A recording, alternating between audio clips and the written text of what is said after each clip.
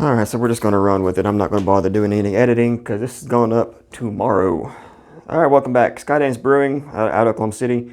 The double dry hop Fancy Dance, hazy NEIPA, Simcoe Mosaic, my favorite hop, Citra, and Brew 1, 6.8%. Not sure how old this is. Reason I'm rushing it and doing it now is because the owner said it might be old. But I will say this is the last one out of the pack that I bought. I'm pretty sure it was a 4-pack, something like that. 12 bucks. I think it's what I paid for it. Maybe, no, I think it might have been cheaper than that. I don't know. I didn't get it from the Brewers Union since the whole COVID. Smells real good. I'm getting like a orange juice with a little bit of like a lime oil. All right, you see it's a hazy one. Cheers.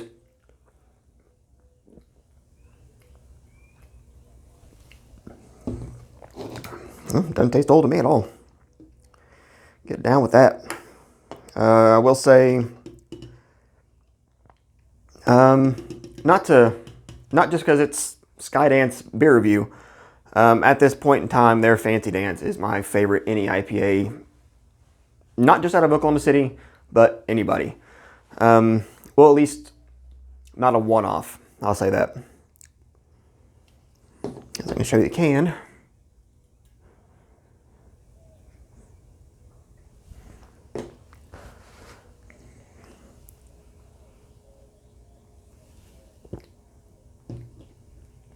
I'm not sure if they have or intend on doing a double version of this.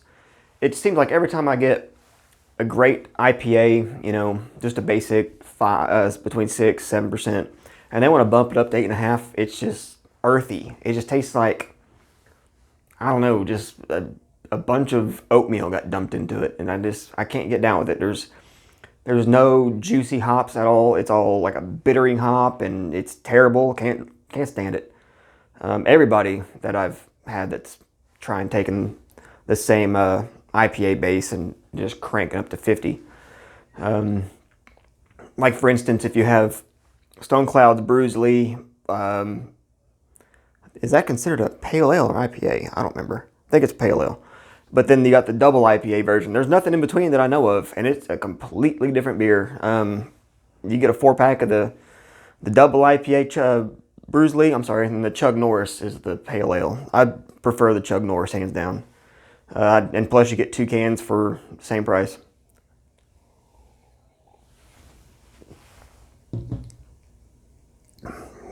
Yeah, I like it. For being as hazy as it is, there's really not a lot of sediment in it. So at least it's all suspended. People don't understand that's where the flavor is.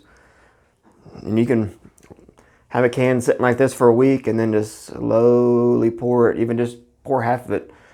But once you give it that swirl, and if it's got a lot of sediment, you know, do it for a good 30-45 seconds and turn it into, looks like cardboard water. Yeah, love it. There's hardly been ever a time that I've done that made the beer worse.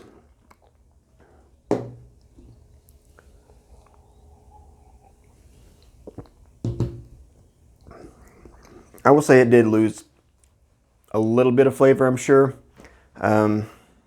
Wouldn't know because when this came out was the beginning of the COVID, and 2 months, literally exactly 2 months to that weekend, I didn't go to Oklahoma City. So, and places around here didn't have it where I live. So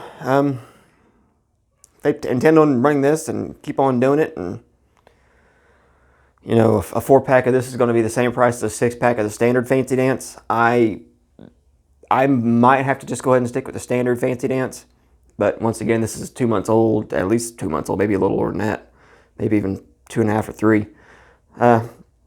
Not saying it's bad, but the Fancy Dance, in my opinion, is just a great IPA as it is. But for what it is, being a double dry hop, it's not overly dry, overly bitter. It's got a good little sweetness right up front, but it's below medium is what I'd say, something around there. I'm still going to go ahead and say 8.5. I'll say 9. Screw it. I am telling that the Mosaic is in there, and that's my all-time favorite IPA hop. So there you go. Fancy Dance from Skydance Brewing Company. Got you at 9. We'll be seeing you.